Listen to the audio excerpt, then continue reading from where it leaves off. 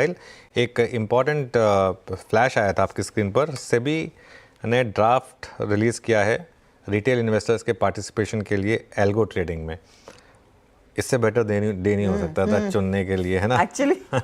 तो हम बात भी कर रहे थे एल्गो का फायदा सिर्फ इंस्टीट्यूशंस क्यों उठाए। हाँ, एल्गो का फायदा सिर्फ इंस्टीट्यूशंस क्यों उठाएं, लेकिन हाँ, इसमें रिटेल कैसे पार्टिसिपेट करेगा, देखिए ये ऑब्वियसली थोड़ा समझने की ज़रूरत होगी। लेकिन टाइम आ गया है अब, या तो आप किसी को ना करने दें, या अगर करना है तो फिर सब पार्टिसिपेट करें उसमें, है ना। तो लेकिन ये देखते हैं किस तरीके का ड्राफ्ट रहेगा, ये बड़ा इशू रहेगा। आज मैं एक बार फिर से कह रहा हूँ, आज जो मर्जी रीज़न गिना दीजिए आप मुझे, मैं मानने को तैयार नहीं हूँ। मैं 100% कह सकता हूँ, जितनी मैंने मार्केट देखी है, कि जो आज हुआ है वो एग्जैक्टली वही हुआ जो पिछले थर्सडे को हुआ था। और समहाउ पिछले थर्सडे को हुआ था, तो इस बार कोई थर्सडे को सब उसकी प्रिपरेशन करके बैठे थे, तो कल नहीं हुआ वो आज हो गया। अब आप देखिएगा अगले थर्सडे और फ्राइडे दोनों दिन मार्केट वाले थोड़ा केयरफुल रहेंगे, थोड़ा और कॉशियस रहेंगे कि क्या हो सकता है क्या नहीं हो सकता है। लेकिन ये ड्राफ्ट आया, थोड़ा पढ़ेंगे इस ड्राफ्ट को और उसके बाद इस पर थोड़ा सा और चर्चा करेंगे, यतिन को भी जोड़ेंगे इस पर। और मैं मानस से पूछने वाली थी, मानस कुछ आपने कभी ट्राई किया एल्गो लगाने का? नहीं, मैंने कभी ट्राई नहीं किया, क्योंकि हमेशा एक चीज हमेशा फील हुई, क्योंकि हम लोग करीब 20 साल हो गए मार्केट में, कि जो एक फीलिंग अपना गट होता है वो भी बहुत इंपॉर्टेंट होता है ट्रेडिंग करने के लिए। तो इसलिए एआई कभी समझ में नहीं आया। मैं इनफैक्ट कल कुछ जानकारों से बात कर रही थी एक वेलटेक के पैनल पर, अनुज, और उसमें यही हो रहा था कि आप एआई का कैसे इस्तेमाल करें। और कई सारी कंपनियां ये इंटरफेस अपने सिस्टम्स में लेकर आ रही है, लेकिन इवेंचुअली एक रिटेल निवेशक, कोई भी रिटेल निवेशक हो या फिर आप एक बड़े एचएनआई हो, आपको ह्यूमन टच की जरूरत है, आपको वो गट फील की जरूरत है, आपको किसी से बात करके वो कन्विक्शन कोई डालेगा तभी आप कोई पोजीशन लेंगे। उसके बगैर वो सिर्फ प्लेन ब्लाइंड आप इस तरह के टेक्निकल ट्रेड्स या फिर जो भी एल्गो ट्रेड्स, एडवाइजरी ट्रेड्स लेना मुश्किल है। जेन स्ट्रीट शायद सहमत ना हो आपकी बात से, उसने इतना पैसा बना लिया है। लेकिन मैं खैर आप बेसिकली सहमत हूँ आपकी बात से। अच्छा देखिए हर्षदा, क्या होता है ना, अब मैं इसका एक आपको एग्जांपल देता हूँ।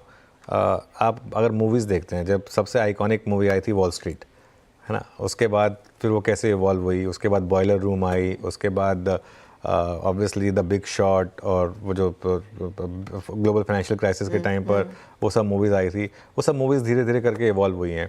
हम 110% श्योर कि अब आगे जाते हुए मूवीज़ आएंगी जिसमें मशीनें को ही दिखाएंगे वो, कि मशीनें कैसे ट्रेड कर रही हैं, है ना। खैर एनीवे जो भी है, यतिन के पास चलते हैं और जानते हैं कुछ और जानकारी इसमें कि एग्जैक्टली क्या आने वाला है इसमें। ये यतिन, एक आपने पीडीएफ भी भेजा है, तो आपने पूरा पढ़ा होगा, बताइए क्या लिखा है इसमें। तो ये देखिए, ये एक पहल है और सेबी ने अपने डिस्कशन पेपर में ये क्लियर कर दिया है कि रिटेल निवेशकों से ये मांग आ रही थी कि ब्रोकर्स को एपीआई यानी जो एल्गोरिदम का जो मेथड होता है, जो उनका प्रोग्राम होता है, वो मुहैया कराया जाए।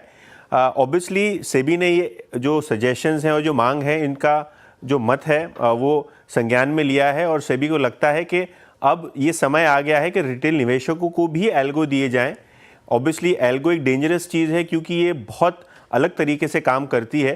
तो ब्रोकर्स पे और एक्सचेंजेस पे ये ओनस दिया जाएगा कि आप सेफ एल्गोज जो है वो रिटेल को मुहैया कराएं, जिससे उनकी ट्रेड एग्जीक्यूशन में मदद मिले।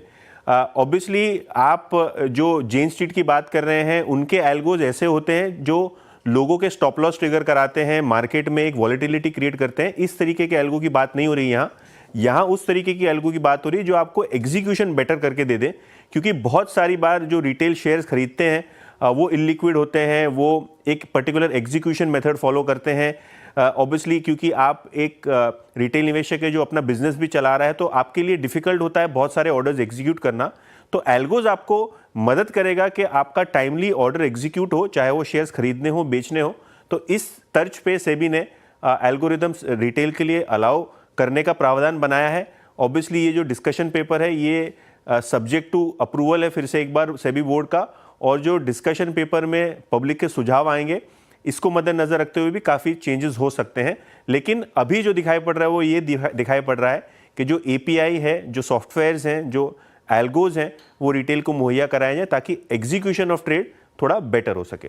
बिल्कुल यतिन, शुक्रिया। तो ये इस समय जैसे यतिन बता रहे थे कि ये डिफरेंट टाइप का एल्गो होगा जो यतिन ने कहा कि जो जेन स्ट्रीट वगैरह वो सबका स्टॉप ट्रिगर करा के वो जो एल्गो होते हैं ना अनुज, वो वेपन्स ऑफ मास डिस्ट्रक्शन में कहूंगा वैसे एल्गोस होते हैं जो इतनी जो वॉलेटिलिटी आज यूज हुए हैं, जो आज यूज हुए हैं, जो आज यूज हुआ है, आज यूज हुए हैं, जो पिछले थर्सडे और को फिर यूज हुए सीज थे। फायर कराने की कोशिश की गई है। तो ऐसा नहीं है कि सेबी रिटेल को हथियार दे रही है कि आप भी जाकर लड़ लो, ऐसा नहीं हो रहा। ये एल्गोस है जो ट्रेड आपको बेटर एग्जीक्यूट करके दे दे।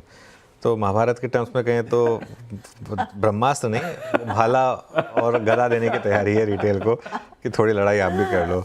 लेकिन जो भी है आज तो थोड़ा सा आज, लेकिन मैं बताऊं ना, खैर आज लोगों ने पैसा ही बहुत बनाया, ऐसा नहीं कि हजदा पैसा नहीं बनाया लोगों ने। जिसने थोड़ा समझ के बना लिया और टाइम पे बुक कर लिया। अब कई ऐसे लोग भी हैं जिन्होंने एक ही साइड प्ले की, कई लोग हैं जिन्होंने दोनों साइड प्ले कर ली।